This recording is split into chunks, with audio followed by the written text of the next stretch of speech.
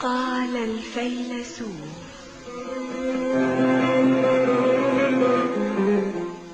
سعد الغزاوي. سميرة عبد العزيز. إخراج إسلام فارس.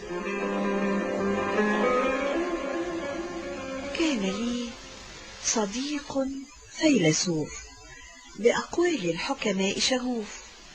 قلت له يوما: فيلسوف. نعم يا بنيتي. بماذا تجيبني إذا سألتك الآن عن إذا سألتني الآن عن ماذا يا بنيتي؟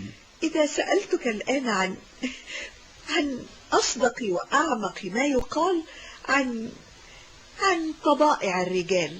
الواقع يا بنيتي أنه قد قيل ضمن ما قيل أو يقال في أمر طبائع الرجال: الرجال ثلاثة: عاقل وأحمق وفاجر.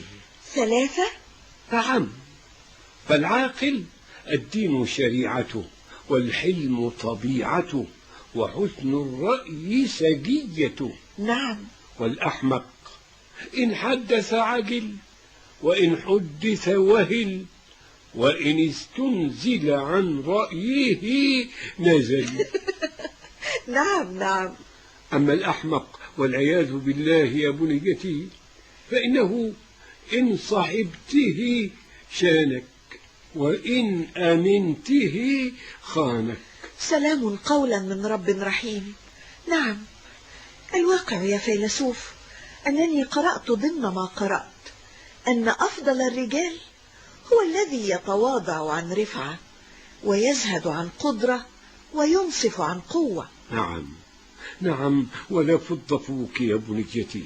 شكرا شكرا يا فيلسوف.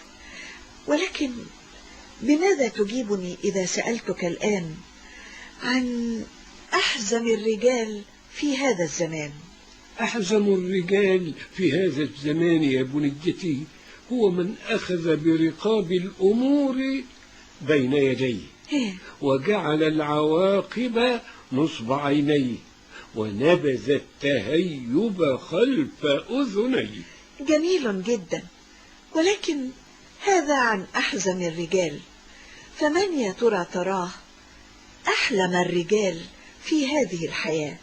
أحلم الرجال يا بنيتي هو من عافى إذا قدر، وأجمل إذا انتصر، ولم تطغه عزة الظفر. صح صح جدا، فمن يا ترى تراه؟ مهلا مهلا يا بنيتي، لأرى رأيك وأسمع قولك في أمر أصوب الرجال رأيا، وأرجحهم قولا، وأفضلهم عقلا.